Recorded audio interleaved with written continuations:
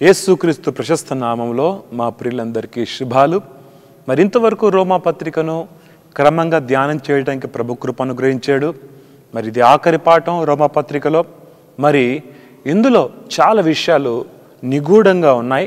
సమయాన్ని తీసుకొని దేవుని వాక్యాన్ని మీకు మీరుగా త్రొవ్వితే అందులో ఉన్న శ్రేష్టమైన గనులు మీరు పొందుకోవచ్చు.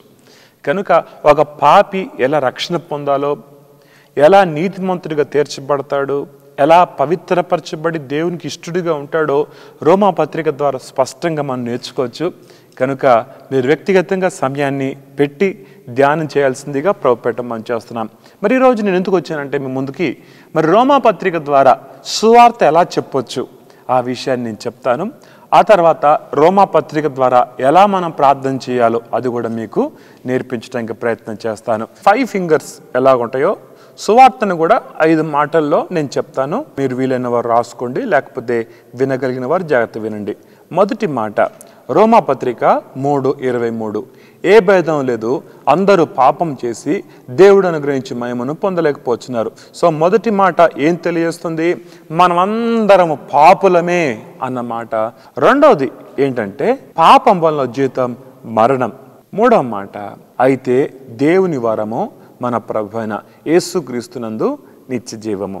మొట్టమొదటిది పాపము, రెండవది మరణము, మూడవది నిత్య జీవము, నాలుగవది అయితే దేవుడు మన ఎడల తన ప్రేమను వెల్లడిపరచెను.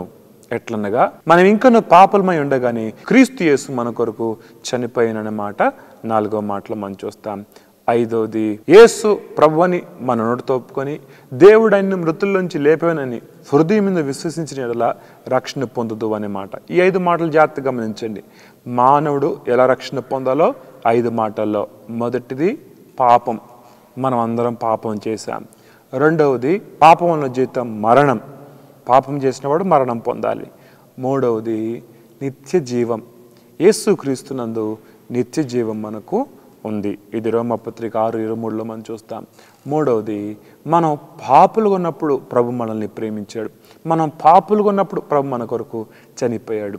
అయితే ఆయన చనిపోయిన కార్యాన్ని హృదయం ముందు విశ్వసించి నోటితో ఒప్పుకుంటే మనకి రక్షణ. ఈ 5 మాటలు జాగ్రత్తగా గమనించాల్సిందిగా ప్రభుపేట మనం చేస్తున్నాం. ఇప్పుడు రోమా పత్రిక ద్వారా మనం ఎలా ప్రార్థన చేయాలో మనం నేర్చుకుందాం. రోమా పత్రిక మొత్తం 16 అధ్యాయాలు ఉన్నాయి. ఈ 16 అధ్యాయాల్లో కొన్ని మాటలు మీరు కంఠస్థం చేస్తే మంచిది. ఎలా ప్రార్థన చేయాలో మీకు నేర్పిస్తాను. నేను ఈ ప్రార్థన చేస్తున్నాను, మీకు కూడా ఈ ప్రార్థన నేర్పిస్తే మీరు కూడా ఆధ్యాత్మిక జీవితంలో చక్కగా బలంగా ముందుకు సాగుతారని మా భావన. మొదటి అధ్యాయంలో అనుజనుల పాపము, రెండో అధ్యాయంలో యూదుల పాపము, మూడో అధ్యాయంలో ఏ భేదం లేదు అందరూ పాపం చేశారండి. ఈ 3 అధ్యాయాల ద్వారా మన హృదయాన్ని మనం పరిశీలించుకుంటామన్నమాట.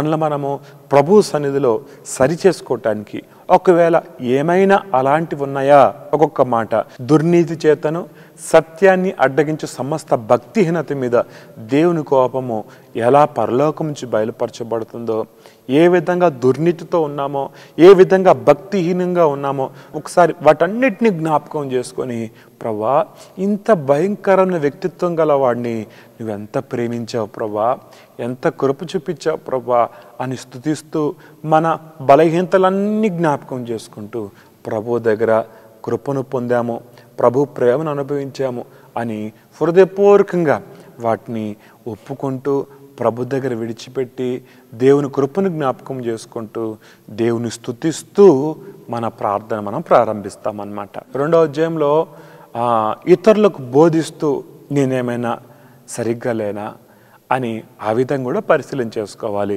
ప్రభా బాహ్యమున యూదుడిగా కాదు, అంతరంగంలో యూదుడిగా ఉండాలి, హృదయ సంబంధమైన సున్నతి కలిగి ఉండాలి ప్రభా అని ప్రభు సన్నిధిలో మనం వ్యక్తిగతంగా పరీక్షించుకుంటూ ప్రభా నేను చేయాలి, బోధించాలి అంటూ వ్యక్తిగతంగా పరీక్షించుకుంటూ ప్రార్థన చేస్తాం. ఈ 2వ అధ్యాయం ప్రార్థన చేసినప్పుడు ప్రభా నీ భయం నాలో ఉండాలి, నిన్ను పూర్ణ హృదయంతో ప్రేమించాలి, నీ మార్గము నాకు స్పష్టంగా తెలియచేయండి, పూర్ణ హృదయంతో నిన్ను సేవించేలాగా చేయండి అని ప్రభు సన్నిధిలో మనము అప్పగించుకుంటూ ప్రార్థన చేస్తామన్నమాట. 2వ అధ్యాయం. 3వ అధ్యాయంలో కూడా ఏ భేదం లేదు, అందరూ పాపం చేశారు. ఈరోజు ప్రపంచంలో ఉన్న గొప్ప గొప్ప నాయకులు అందరూ బలహీనలే, ఈ భేదం లేదు, అందరూ పాపం చేశారు. సో మన పాపాలని జ్ఞాపకం చేసుకుంటూ చూడండి, పాపాన్ని ఇతరుల మీద మోపటం చాలా తేలిక, కానీ వ్యక్తిగతంగా ఆ పాపం నాదే, ఆ బలహీనత నాదే, ఆ విధేయత నాదే అని మనల్ని మనం చూసుకోగలిగితే నిజంగా మనం దేవుని కృపకు సమీపస్తులం అవ్వగలం. రోగం గలవాడు తాను రోగినని గుర్తించగలిగితే వైద్యుని దగ్గరికి వెళ్తాడు. అలాగే మనం పాపులము, మనం భక్తిహీనులము అని మనం గుర్తించగలిగితేనే రక్షకుని దగ్గరికి వస్తాం, దేవుని కృపను మనం ఆశ్రయిస్తాం. సో 3వ అధ్యాయంలో మన పాప యొక్క స్వభావాన్ని జ్ఞాపకం చేసుకొని, ప్రభువా ఎంత దౌర్భాగ్యుని ప్రభువా, నన్ను ప్రేమించావని ప్రభు సన్నిధిలో మనల్ని మనం నలగొట్టబడిన అనుభవంలోకి మనం వస్తామన్నమాట. పౌలు అంటాడు కదా, పాపుల్లో ప్రధానుణ్ణి అంటాడు కదా.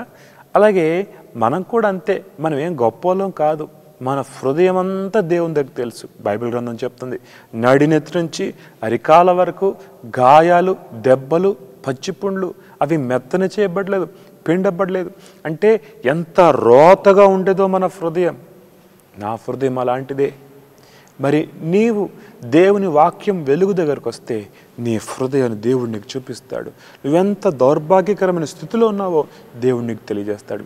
సో వీటన్నిటిని జ్ఞాపకం చేసుకుని, ప్రభా ఇలాంటి వాడినయ్యా నువ్వు ప్రేమించింది, నేను మరణానికి తగిన వాడిని, నేను తీర్పుకు తగిన వాడిని, ఉగ్రత నొందదగిన వాడిని, ఇలాంటి వ్యక్తిత్వం గల వాడిని నన్ను ప్రేమించావా అంటూ ప్రభుకి కృతజ్ఞతలు చెల్లిస్తూ ప్రభు సన్నిధిలో మనం ప్రార్థన చేస్తూ రావాలి.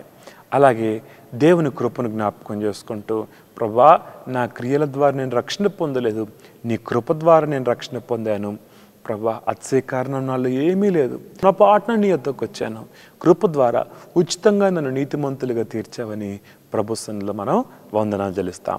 సో ఇప్పటికీ 3 అధ్యాయాలు అయిపోయినాయి. 4వ అధ్యాయంకి వచ్చేసరికి, ప్రభా అబ్రహాము దేవుని ఎలా నమ్మాడో నేను అలా నమ్మే కృప ఇవ్వండి ప్రభా, నా విశ్వాసాన్ని పెంచండి ప్రభా అని దేవుని అడగాలి. అబ్రహాము దేవుని ఎలా నమ్మాడో ఒకసారి ఆలోచన చేయండి. తాను విశ్వసించిన దేవుని ఎదుట మృతులను సజీవులుగా చేయవాడు, లేని వాడు ఉన్నట్టుగా పిలిచేవాడని అబ్రహాం ఎలా నమ్మాడో, ప్రభా నేను అలా నమ్మాలి ప్రభా. నేను అబ్రహాం విశ్వాసం ద్వారా నీతిని పొందాడు, విశ్వాసం ద్వారా వాగ్దానాన్ని పొందాడు, విశ్వాసం ద్వారా బలాన్ని పొందాడు. నేను కూడా విశ్వాసం ద్వారా నీతిని, బలాన్ని, వాగ్దానాన్ని స్వతంత్రించుకునే కృప ప్రభా అని దేవుని అడుగుతూ, ప్రభా విశ్వాసం లేని దుష్ట హృదయం నాలో ఉండొద్దు ప్రభా, అల్ప విశ్వాసం నాలో ఉండొద్దు ప్రభా, నిన్నుగా గుర్తించే విశ్వాసం, నిన్ను వెంబడించే విశ్వాస పరిపక్వత స్థాయికి నన్ను తీసుకెళ్ళండి ప్రభా అని మన విశ్వాసాన్ని పరీక్షించుకుంటామన్నమాట 4వ అధ్యాయంలో. 5వ అధ్యాయం వచ్చేసరికి, దేవుడు నీతిమంతులుగా తీర్చడమే కాదు, మనకి దేవునితో సమాధానం ఇచ్చాడు, దేవుని కృపయందలి ప్రవేశం ఇచ్చాడు, కృపలో నిలిచుండే భాగ్యం ఇచ్చాడు. అంతేకాదు శ్రమ ఓర్పు పరీక్ష నిరీక్షణ కలుగజేయనని శ్రమల యందు కూడా అతిశయించే భాగ్యం ఇచ్చాడు. ఈ నిరీక్షణ మనల్ని సిగ్గుపరచదు. ఒక్కొక్క మాటను ఆ జ్ఞాపకం చేసుకుని కంఠస్థం చేసి ఆ మాట ద్వారా దేవుని స్తుతిస్తూ ప్రార్థన చేస్తూ వ్యక్తిగతంగా పరీక్షించుకుంటూ ముందుకు సాగాలి. ప్రభా పరిశుద్ధాత్మ ద్వారా నీ ప్రేమ నా హృదయంలో కుమ్మరించండి, నేను ఇంకేమన్నా క్షమించలేకపోతున్నానేమో నీ నామంలో క్షమించే కృప ఇవ్వండి, నీ ప్రేమ నాలో పెట్టు ప్రభా అని 5వ అధ్యాయం ద్వారా దేవుని అడగాలి. ఆదాము అవిధేయతను బట్టి పాపము బట్టి మరణము, దేవునికి దూరస్తుడయ్యాడు, దేవునికి శత్రువయ్యాడు, బలహీనుడయ్యాడు. వీటన్నిటిని జ్ఞాపకం చేసుకుని, ప్రభా ఆదాము ద్వారా గుర్తింపు పొందొద్దు, యేసుక్రీస్తు ద్వారా గుర్తింపు పొందాలి. యేసుక్రీస్తు కృప ద్వారా సమాధానము, జీవము, సమీపత్వము, కుమారత్వం పొందుకున్నాం. యేసుక్రీస్తు సంబంధిగా ఉండాలని మనము ప్రభు సన్నిధిలో సిద్ధపరచుకుంటూ, ప్రభా నన్ను యేసుక్రీస్తు మనసు గలవానిగా చేయండి, ఆదాముతో కాదు యేసుక్రీస్తు గుర్తింపు పొందాలని మనం పరీక్షించుకుంటూ ప్రార్థన చేస్తాం. తర్వాత 6వ అధ్యాయంకి వస్తాం. 6వ అధ్యాయంలో, ప్రభా కృప విస్తరించినని పాపమును నిలిచుండొద్దు, పాపం విషయంలో మృతుడిగా నేను ఉండాలి ప్రభా. చచ్చిన శవము లోకానికి పాపానికి ఎలా స్పందించదో నా శరీరం కూడా లోకానికి పాపానికి స్పందించకూడదు ప్రభా. యేసుక్రీస్తులోనికి బాప్తిసం పొందిన నేను నా ప్రాచీన స్వభావం విషయంలో మృతి పొందానని గుర్తించే కృప ఇవ్వండి ప్రభా అని దేవుని అడుగుతూ, ప్రభా ఇంకా నేను చావాల్సిందేమైనా ఉందేమో నాకు చూపించవా, ఆ విషయంలో కూడా నేను చచ్చిపోవడం నేర్పించండి, నా ప్రాచీన స్వభావం సిలువేయడం నేర్పించదని ప్రభుని అడగాలి. నాశనం నాకు లోనగు శరీరమందు పాపముని ఏలనీయకుండా నా శరీరాన్ని నీతికి సాధనాలుగా ఉంచాలి, కానీ పాపానికి సాధనాలుగా అప్పగించొద్దని ప్రభు సన్నిధిలో ఇంకా మన శరీరాన్ని పరీక్షించుకుంటూ, నా శరీరం ఇంకేమైనా పాపానికి అప్పగించుకున్నానా అని పరీక్షించుకుంటూ మనము ప్రభు సన్నిధిలో సరిదిద్దపడాలి. ప్రభా ఈ కన్నులు పాపాన్ని చూస్తున్నాయేమో, ఈ కన్నులు నిన్ను చూచే కన్నులుగా చేయండి. మోషే నిన్ను చూసినట్లుగా, దానియేలు నిన్ను చూసినట్లుగా, అలాగే యోహాను భక్తుడు నిన్ను చూసినట్లుగా నేను నిన్ను చూడాలి. దాసుడు తన యజమాని చేతడు చూసినట్లుగా, దాసి తన యజమానురాలి చేతడు చూసినట్లుగా నేను నిన్ను చూడాలి. మన చెవులు ప్రభా, నా చెవులు శిష్యుని కలిగిన చెవులుగా ఉండాలి ప్రభా. ఈ చెవులు ప్రతి ఉదయము నీ స్వరం వినాలి ప్రభా. ప్రభా అపవిత్రమైన మాటలు విన్నానయ్యా, అశ్లీలమైన మాటలు విన్నానయ్యా, అశ్లీలమైన చూశాను, అశ్లీలమైన మాట విన్నాను ప్రభా. ఈ అవయవాలు ఇదిగో నీతికి సాధనాలుగా అప్పగిస్తున్నానని మనం రీడెడికేట్ చేసుకోవటం ప్రతిరోజు ప్రతి ఉదయం ప్రభు సన్నిధిలో అలా సమర్పించుకుంటే మన ఆధ్యాత్మిక జీవితమే చాలా అద్భుతంగా ఉంటుందండి.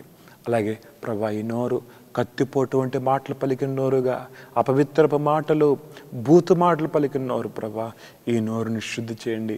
యెషయా పెదవుల్ని కాల్చావు కదా, నా పెదవుల్ని కాల్చండి. ఈ నోరు నిన్ను గూర్చిన మాటలు పలకాల, అలసిన వారిని మాటల చేత ఓడించు జ్ఞానం నాకు దయచేయండి. శిష్యుని కలిగిన నోరు నాకు దయచేయండి. దయగల మాటలు, కృపాసహితమైన మాటలు, రుచిగల మాటలు, ఉప్పు వేసినట్లుగా నేను మాట్లాడిన నోరు ఇవ్వండి ప్రభా అని ప్రభు సన్నిధిలో మన నోటు గురించి, ప్రభా ఈ చేతులతో అపవిత్రమైన పనులు చేశాను, ఈ చేతులు నీతికి అప్పగిస్తున్నాను ప్రభా, ఈ కాలు నీతికి అప్పగిస్తున్నాను ప్రభా అని మనం రీడెడికేట్ చేసుకుంటాము. ఆరోగ్యం ద్వారా పాపానికి అప్పగించుకుంటే దాని ఫలం అపవిత్రత, దాని అంత మరణం. మరి నీతికి అప్పగించుకుంటే దాని ఫలం పరిశుద్ధత, దాని అంత నిత్య జీవం. కనుక నా శరీరంలో ప్రతి అవయవం నీతికి అప్పగించుకుంటున్నానయ్యా అని మన ప్రభుకి అప్పగించుకోవాలి. 7వ అధ్యాయంకి వచ్చేసరికి ప్రభా ధర్మశాస్త్రము నా పాపాన్ని చూపించడానికి ఇచ్చావు, ఉత్తమమైందే, న్యాయమైందే, సత్యమైందే, ఆత్మ సంబంధమైందే, జీవమైందే, కానీ నాకు మరణార్థకరమైంది. అయితే ఇది నాకు బరువుగా ఉన్నప్పుడు నా పక్షంగా ఈ లోకానికి వచ్చి నీ శరీరం అందు ధర్మశాస్త్రం నెరవేర్చి ధర్మశాస్త్రం కాడి నుంచి నన్ను విడుదల చేశావు. ఏది చేయదో చేస్తున్నాను, ఏది చేయాలో చేయలేకపోతున్నాను. ఇట్టి మరణం నాకు లోనొక శరీరం ఎవరు నన్ను విడిపించను? ఆయనను మన ప్రభుని యేసుక్రీస్తు ద్వారా అత్యధిక విజయం అనుగ్రహించే దేవా నీకు స్తోత్రము అని ప్రభు సన్నిధిలో మనము ధర్మశాస్త్రం నుంచి మనల్ని విడిపించిన ప్రభుకి మనం వందనాలు చెల్లిస్తాం. 8వ అధ్యాయం రాగానే ప్రభా ఆయన క్రీస్తునందున్న వారికి ఏ శిక్ష విధి లేదు. 6వ అధ్యాయంలో పాపం నుంచి విడిపించావు, 7వ అధ్యాయంలో ధర్మశాస్త్రం నుంచి విడిపించావు. ఇప్పుడు నాకు ఇచ్చిన స్వతంత్రతను బట్టి ఉందన్నారని 8వ అధ్యాయంలో దేవుడిచ్చిన స్వాతంత్రతను బట్టి ప్రభువును స్తుతించాలి. పరిశుద్ధాత్మ ద్వారా మనం ఎటువంటి ఆశీర్వాదాలు పొందామో 8వ అధ్యాయంలో స్పష్టంగా చూస్తాం. ఒక్కొక్కటి జ్ఞాపకం చేసుకుందాం. ఒకవేళ ఇందులో లేనివి కూడా మనం జ్ఞాపకం చేసుకుని స్తుతించవచ్చు. ప్రభా పాపము గుచ్చు, నీతిని గుచ్చు, తీర్పును గురించి ఒప్పింపజేసే పరిశుద్ధాత్మకి నేను అప్పగించుకుంటున్నాను ప్రభా. ఆత్మీయ జీవింపజేయలేదు కదా, శరీరం కేవలం నిష్ప్రయోజనం కదా ప్రభా. ఆత్మ ద్వారా పాప మరణ నియమాలు అధిగమిస్తాను కదా ప్రభా. పరిశుద్ధాత్మ ద్వారా నన్ను నడిపించే దేవా, నాకు బోధకుడుగా ఉన్న నీ పరిశుద్ధాత్మని బట్టి వందనాలు. నాకు నాయకుడిగా, నన్ను నడిపించేవాడుగా, నాకు ఆదరణకర్తగా పరిశుద్ధాత్మని బట్టి ప్రభుని స్తుతిస్తూ, అలాగే పరిశుద్ధాత్మ ద్వారా మనకి ఏ విధంగా సహాయం అందుతుందో చెప్పనాశక్యమైన మూలుగులతో ఆత్మ తానే మన పక్షంగా విజ్ఞాపనం చేస్తున్నాడు. ఆత్మయు మన బలహీనతలు ఎరిగి మనకు సహాయం చేయుచున్నాడు. ఇంతకంటే ఇంకేం కావాలంటే సో పరిశుద్ధాత్మని సహాయం బట్టి దేవునికి వందనాలు చెప్పాలి. పరిశుద్ధాత్మ మనల్ని మనం అప్పగించుకుంటూ, అలాగే యేసయ్య మన కొరకు ఎలా విజ్ఞాపన చేస్తున్నాడో అదే 8వ అధ్యాయంలో మనం చూస్తాం. ఒక్కొక్క మాట చెప్పన, జగత్తు పునాది వేయబడకముందే ప్రేమచేత యేసుక్రీస్తులో మనల్ని ఏర్పరచుకున్నాడు. ఆయన మనల్ని ఏర్పరచుకున్నాడు. తన కుమారుని స్వారూప్యం గల వారమవుటకు ఆయన మనల్ని పిలిచాడు. కాబట్టి దేవుని ప్రేమించే వారికి, అనగా ఆయన సంకల్పం చొప్పున పిలువబడిన వారికి మేలు కలుగుటకు సమస్తము సమకూడి జరుగును అని దేవుని స్తుతిస్తూ, నన్ను ఎన్నుకున్న దేవా, నన్ను పిలిచిన దేవా, నన్ను నీతిమంతుని తీర్చిన దేవా, నన్ను మహిమపరచే దేవా అని ప్రభుకి మనము వందనాలు చెల్లించాలి. సో ఇంతవరకు 8 అధ్యాయాలు అయిపోయినాయి. 9వ అధ్యాయంకి వస్తాం. ప్రభా, ఇశ్రాయేలు ప్రజలకు ఇచ్చిన ఆధిక్యతలు బట్టి వందనాలు. వీరు ఇశ్రాయేలీలు దత్తపుత్రత్వము, వాగ్దాన, నిబంధన, ధర్మశాస్త్ర, అర్చన, ఆరాధన, మహిమ, పితరులు వీరి వారు, శరీరం బట్టి వీరు క్రీస్తు వీరిలో పుట్టిన ఇవన్నీ ఆధ్యాత్మికంగా మన జీవితంలో నెరవేర్చడానికి ఆచరణీయమైన మాటను నేను పాఠంలో నేర్పించాను. ఇశ్రాయేలు ఎలా విమోచించబడ్డారో, పాపము నుండి, సాతాను అధికారం నుండి, లోకం చెను విమోచించావు. నన్ను నూతన నిబంధన ఇశ్రాయేలుగా చేశావు. నాకు వాగ్దానం ఇచ్చావు. దురాశను అనుసరించడం వలన లోకం నందున్న భ్రష్టత్వం నుంచి తప్పించబడటానికి, దేవ స్వభావంలో పాలివారమగుటకు నువ్వు ఇచ్చిన వాగ్దానాలు బట్టి వందనాలు. క్రొత్త నిబంధన అమూల్యమైన రక్తంతో చేసావు ప్రభా. నీ నిబంధన బట్టి వందనాలు. నీ ధర్మశాస్త్రం బట్టి వందనాలు. నీ వాక్యం జీవము గల వాక్యం, జుంటితేన దారుల కంటే మధురమైన వాక్యం నాకు ఇచ్చావు. నీకు వందనాలు. ఆత్మ సత్యంతో ఆరాధించడానికి నువ్వు ఇచ్చిన ఆధిక్యతను బట్టి వందనాలని ప్రభుని స్తుతిస్తూ, అలాగే కుమారత్వాన్ని దేవుడు మనకి ఇచ్చాడు. తనందరూ అంగీకరించుదురు వారికి అందరికీ, అనగా తన నామందు విశ్వాసం ఉంచి వారికి దేవుని పిల్లవుటకు అధికారం అనుగ్రహించాడు. అయ్యా, నాకు అధికారం ఇచ్చావయ్యా. తండ్రి, నాయన, అబ్బాని పిలిచే భాగ్యం ఇచ్చావు ప్రభా అని దేవుని స్తుతిస్తూ, అబ్రహాము పొందిన ఆశీర్వచనం అనుజనులైన నేను పొందినట్లు నా కొరకు శాపగ్రస్త మనం రాళ్ళ మీద విడబడ్డావు. నీకు వందనాలని ప్రభుని స్తుతిస్తూ, దేవుడు మనకిచ్చిన ఆధిక్యతలన్నీ బట్టి జ్ఞాపకం చేసుకుంటే, ప్రభు నా ద్వారా లోకానికి నిన్ను పరిచయం చేస్తాను అనుకుంటున్నావు. అందుని బట్టి నీకు వందనాలని ప్రభువుకు స్తుతులు చెల్లించాలి, ప్రభుని ఘనపరచాలి. ప్రియమైన బిడ్డలారా, ఈ 9వ అధ్యాయంలో ప్రభా నన్ను ఏర్పరచుకున్నావు. నా క్రియల్ని బట్టి కాదు, నా గొప్పతనాన్ని బట్టి కాదు, నీ కృప చేత నన్ను ఏర్పరచుకున్నావు. నీకు వందనాలని దేవుని స్తుతించాలి. సో 9 అధ్యాయాలు అయిపోయినాయి. 10వ అధ్యాయంలోకి వచ్చేసరికి, ప్రభా యేసు ప్రభుని నోటితో ఒప్పుకొని దేవుడైన మృతుల్లోంచి లేపరని హృదయంలో విశ్వసించిన ఎడల రక్షింపబడదు అన్నావు. నేను ఆకాశానికి ఎక్కక్కర్లేదు, పాతాళానికి దిగిపోక్కర్లేదు రక్షణ పొందటానికి. నా హృదయములో నీవు నా కొరకు మరణించేవని నమ్మి నోటితో ఒప్పుకోవడమే. ఏలనగా నీతి కలిగినట్లు మనుషుడు హృదయంలో విశ్వసించును, రక్షణ కలిగినట్లు నోటితో ఒప్పుకొను. ఎంత గొప్ప రక్షణ సూక్ష్మంలో ఇచ్చావు ప్రభా అను దేవుని స్తుతించాలి. స్తుతిస్తూ, ప్రభా నా దేశ ప్రజల కొరకు ప్రార్థన చేస్తున్నానని మన దేశ ప్రజల కొరకు ప్రార్థన చేయాలి. మన దేశంలో ప్రధానమంత్రి, సెంట్రల్ క్యాబినెట్ మినిస్టర్స్ కొరకు, స్టేట్ క్యాబినెట్ మినిస్టర్స్ కొరకు, రాష్ట్ర ముఖ్యమంత్రుల కొరకు, మన ముఖ్యమంత్రి కొరకు, స్టేట్ క్యాబినెట్ మినిస్టర్స్ కొరకు, అలాగే సుప్రీంకోర్టు జడ్జి కొరకు, అలాగే రాజ్యసభ లోక్సభ స్పీకర్స్ కొరకు, హైకోర్టు జడ్జి కొరకు, అలాగే అన్ని వ్యవస్థల కొరకు మీకు విజ్ఞాపన చేస్తాం. 10వ అధ్యాయం ద్వారా మన దేశం కొరకు మనం విజ్ఞాపన చేస్తాం. మన ఎమ్మెల్యేలు, ఎంపీల కొరకు మనం విజ్ఞాపన చేస్తాం. సో తర్వాత వినుట వలన విశ్వాసం కలుగును, వినుట క్రీస్తుకు వచ్చిన మాట వలన కలుగును కనుక నీ మాట ప్రకటించే ధైర్యం నాకు ఇవ్వండి అని, ఇందును గురించి సువార్త చేయ పాదములు సుందరములు అన్నావు. సువార్త చేసే భారం నాకు దయచేయండి అని ప్రభుత్వంలో మనం సిద్ధపరచబడతాము 10వ అధ్యాయం ద్వారా. 11వ అధ్యాయం ద్వారా, ప్రభా నేను అడవి ఒలివ మొక్కను, నన్ను క్రీస్తు అంటుగట్టావు. నేను నీకు చక్కగా ఫలాలు ఫలించాలి. నీలో నిలిచుంటే భాగ్యం నాకు దయచేయండి. నీలో నిలిచి ఆత్మఫలం ఫలించాలి. ఆత్మఫలం ఏంటి?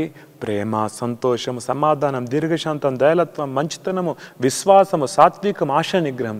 ఈ 9 గుణాలతో ఉన్న చక్కని ఆత్మఫలము, వెలుగు ఫలము, నీతి ఫలము, మంచి ఫలము, పరిశుద్ధత అనే ఫలము, ఇవి నేను కలిగి ఉంటకు సహాయం చేయ ప్రభువా అని ప్రభువుని అడగాలి. అంత మాత్రమే కాదు, నా విశ్వాసమునందు సద్గుణము, సద్గుణమునందు సహనము, సహనమునందు భక్తి, భక్తి యందు సహోదర ప్రేమ, సహోదర ప్రేమ యందు దయ అలవర్చుకుంటకు సహాయం చేయండి. ఇవి కలిగి విస్తరిస్తే నిష్ఫలులుగా ఉండము. పరలోక రాజ్యం ముందు సమృద్ధి ప్రవేశం ఉంటుంది. దూరదృష్టి కలవారిగా ఉంటామన్నావు కదా ప్రభా అని ప్రభు సన్నిధిలో మనల్ని మనం సిద్ధపరచుకుంటూ మనం ప్రార్థన చేస్తామన్నమాట. సో 11 అధ్యాయాలు అయిపోయినాయి. 12 అధ్యాయంకి వచ్చేసరికి, ప్రభా సజీవ యాగంగా నా శరీరానికి సమర్పిస్తున్నాను. ఇదిగో నా కన్నులు, నా చేతులు, నా నోరు, నా చెవులు, నా కాళ్ళు, నా శరీరం అంతా నీ సిలువ బలిపీఠ మీద పెడుతున్నాను. నా ఇష్టం కాదు, నీ ఇష్టమే జరిగించు ప్రభా అని ప్రభుత్వంలో మనం అప్పగించుకుంటామన్నమాట. ప్రభా నా మనసు మరి నూతనపరచండి, ఉత్తమమును, అనుకూలమును, సంపూర్ణమైన నీ చిత్తం చేయడానికి నా మనస్సు మార్చండి. ఇదిగో నీ చిత్తమే చేయడానికి నన్ను వాడుకోండి ప్రభుత్వంలో మనం అప్పగించుకుంటూ, ప్రభా ఎంచుకున్న తగిన దానికంటే ఎక్కువ ఎంచుకోనకుండా తగిన రీతిగా ఎంచుకుంటకు సహాయం చేయండి. ప్రభా సంఘ క్షేమాభివృద్ధి కొరకు నా వంతుగా నేను ఏ విధంగా సహాయపడాలి అని దేవుని అడుగుతూ సంఘక్షేమం కొరకు ఆలోచించాలి. అలాగే శత్రుల విషయంలో ఎలా ఉండాలి, మేలు చేత కీడుని ఎలా జయించాలో నాకు తెలియచేయండి, నాకు సహాయపడండి ప్రభుత్వంలో ప్రార్థన చేస్తామన్నమాట. అలాగే 13వ అధ్యాయంకి వచ్చాం. 13వ అధ్యాయంకి రాగానే ప్రభు అధికారానికి లోబడే వారికి ఉంటకు సహాయం చేయండి. ఎవరికి భయపడాలో వారికి భయపడాలి, ఎవరికి పన్ను వారికి పన్ను, ఎవరికి సుంకమో వారికి సుంకమో, వారి రుణాలు తీర్చే వారిగా ఉంటకు కృప చూపండి అని ప్రభువుని అడుగుతూ ప్రార్థన చేస్తాం. ఆ తర్వాత ప్రభా పొరుగు వారిని ప్రేమించే వారిగా చేయండి, నీ మనసు మాకు దయచేయండి, కాలం నెరిగి నిద్ర మేలుకొని వేలాయిందని తెలుసుకొని అలా చేయటకు సహాయం చేయండి.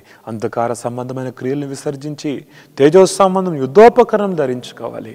నీతి అనే మైమరు, సువార్త వలన సిద్ధ మనసును జోడ్లు, రక్షణ శిరస్త్రానము, సత్యం అనే దట్టి, అలాగే విశ్వాసమెరడాలు, దేవుని వాక్యం అనే ఖడ్గము, ఇవి నేను కలిగి నాలో ఉన్న పాప స్వభావాన్ని చంపుటకు సహాయం చేయండి ప్రభువా అని ప్రభుత్వంలో మనం ప్రార్థన చేయాలి. మెట్టుకు యేసుక్రీస్తుని ధరించుకున్న వారమై శరీర విషయం యందు ఆలోచన చేసుకుని కూడా ఉంది కదా ప్రభు, అలా ఉంటకు సహాయం చేయండి ప్రభుని అడుగుదాం. అలాగే 14వ అధ్యాయంకి వచ్చేసరికి ప్రభువా బలహీనుల్ని తృణీకరించేవారిగా, బలవంతుల్ని తీర్పు తీర్చేవారిగా కాకుండా ప్రభువా నేను నీవు అంగీకరించిన వారిని నేను అంగీకరించాలని ప్రభు సన్నిధిలో మనం అప్పగించుకుంటూ ప్రార్థన చేస్తాం. 15వ అధ్యాయంకి వచ్చేసరికి ప్రభా బలవంతులుగా మమ్మల్ని మేము సంతోషపరిచేవారిగా కాకుండా ఇతరుల క్షేమాభివృద్ధి కొరకు కూడా ఆలోచించేవారి గుంటకు సహాయం చేయండి. మెట్టుకు మనసు కలిగి ఏకగ్రీవముగా ఏక మనసు కలిగి ఏక తాత్పర్యం కలిగి ఉంటే కృప చూపించండి ప్రభుని అడుగుతూ ప్రార్థన చేస్తూ ప్రభా మెట్టుకు నా ద్వారా నీకు మహిమ కలగాలి. 16వ అధ్యాయంలో ప్రభా ఒక్కొక్క పేరు నేను ఏ విధంగా మహిమపరిచిందో నా పేరు నీకు మహిమను తీసుకురావాలి, నా పేరు మాట్లాడినప్పుడల్లా నీకు మహిమ కలిగేలాగా నా జీవితాన్ని చేయండి ప్రభా అని అలా గనక మనం ప్రార్థన చేయగలిగితే ఆధ్యాత్మిక జీవితంలో లోతైన అనుభవంలోకి మనం వెళ్తాం. ఇంకొక మాట చెప్పనా, ఈ రోమా పత్రికతో మనం ఇలా ప్రార్థన చేస్తాం. It takes time. ఒక్కొక్కటి ఆలోచన చేస్తూ ధ్యానం చేస్తూ ప్రార్థన చేస్తే గంటన్నర కూడా అయిపోతుంది. అలా మనం ప్రార్థన చేసుకుందాం. ఇంకా 5 అంశాలు ఏంటంటే, ఫస్ట్ ప్రభా నా కుటుంబం, నేను నా భార్య, మా కుటుంబం కొరకు ప్రార్థన చేస్తున్నాను. వివాహమైన వారి సంగతి చెప్తున్నాను. వివాహమైన వారు వారి కొరకు వారి భార్య కొరకు ప్రార్థన చేసుకోవాలి, అంటే భార్య వారి భర్త కొరకు ప్రార్థన చేయాలి. ఆ తర్వాత పిల్లలు, ప్రభా పిల్లలు ఏ విధంగా పెంచాలి, తగిన జ్ఞానం ఇవ్వండి అని పిల్లల కొరకు, పిల్లల చుట్టూ కంచె వేస్తూ ఉదయాన్ని లేచి ప్రార్థన చేస్తే యోబు అలా ప్రార్థన చేశాడు పిల్లల కొరకు. అలా పిల్లల కొరకు మనం ప్రార్థన చేయాలి. పిల్లలు దేవుని జ్ఞానంలో ఎదగాలని ప్రభా నా పిల్లలే కాదు వారు నీ పిల్లలు, నీ కొరకు వారు పెంచుటకు సహాయం చేయండి ప్రభుని అడుగుతూ ప్రార్థన చేయాలి. 3వదిగా ప్రభా తల్లిదండ్రులతో ఎలా ఉండాలో నేర్పించండి అని జ్ఞానం కొరకు మనం ప్రార్థన చేయాలి. 4వదిగా సంఘం కొరకు ప్రభా నేను ఏ విధంగా వాడబడాలో ఇంకా నాకు సహాయం చేయండి. సంఘ బిడ్డల కొరకు మనం ప్రార్థన చేయాలి, లేక సంఘ సేవకుల కొరకు మనం ప్రార్థన చేయాలి. ప్రభా దేశానికి ఒక ఆశీర్వాదకరంగా ఉంటకు సహాయం చేయండి ప్రభు అని మనం ప్రార్థన చేయాలి. ఇలా గనక మనం ప్రార్థన చేస్తూ మన ఆధ్యాత్మిక జీవితాన్ని ముందుకు సాగగలిగితే అద్భుతంగా ఉంటుందండి మన విశ్వాస జీవితం. తొసకం బలహీనలు కాం, బలవంతులుగా ముందుకు సాగుతాం. బయట ఈ తుఫాన్లు, కరోనాలు, ఎన్ని విపత్కరమైన పరిస్థితులను రావచ్చు, కానీ నీవు గనుక ఈ రోమా పత్రికతో ప్రార్థన చేస్తూ 5 ఫింగర్స్ ప్రేయర్ కనుక చేయగలిగితే నీ ఆధ్యాత్మిక జీవితంలో చక్కగా ఫలిస్తూ ముందుకు సాగుతావు. దేవుడు ఈ మాటలు దీవించిన గాక. మీకు ఏమైనా ప్రశ్నలు ఉంటే దయచేసి మీరు నాకు తెలియచేయచ్చు, నేను మీ కొరకు ప్రార్థన చేస్తాను. చిన్న ప్రార్థన చేద్దాం. మహోన్నతుడకు దేవా, ఈరోజు మీరు మాతో మాట్లాడిన ప్రతి మాటను బట్టి వందనాలు. ఇదిగో సువార్త ఎలా చెప్పాలో మీరు మాకు నేర్పించారు. రోమా పత్రిక ద్వారా ప్రార్థన ఎలా చేయాలో కూడా నేర్పించావు. మేము ఈ ప్రార్థనలు అలవాటు చేసుకుంటూ ఒక్కొక్క రోజు ప్రతిరోజు ఈ ప్రార్థన చేస్తూ మా ఆధ్యాత్మిక జీవితాన్ని పరీక్షించుకుంటూ సమర్పించుకుంటూ ముందుకు సాగే కృప ఇవ్వమని, వెతుబడిన మాటలు అందరి హృదయాలు నీరుగట్టి ఫలింపు చేయమని యేసు నామములో అడుగుతున్నాం తండ్రి. ఆమేన్.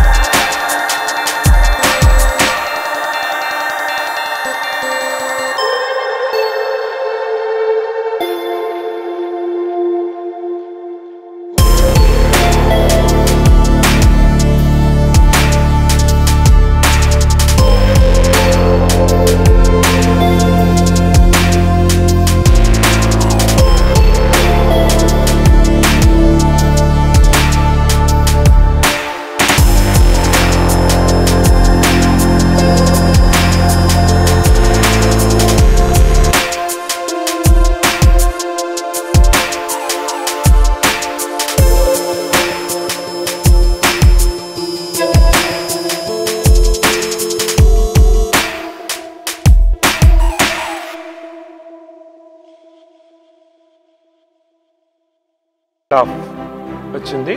అలాగే మహేష్ 46.5, ప్రశాంతి 44.5. నలుగురు చక్కగా రాశారు. వారిని బట్టి నేను ప్రభుని స్తుతిస్తున్నాను. దేవుడి చిత్తం అయితే వారికి గిఫ్ట్లు మరి లాక్డౌన్ కారణంగా పంపించలేకపోతున్నా, మరి లాక్డౌన్ అయిపోయిన తర్వాత వారికి మేము గిఫ్ట్లు అందించడానికి ప్రయత్నం చేస్తాను. దేవుడు మిమ్మల్ని దీవించును గాక. God bless you.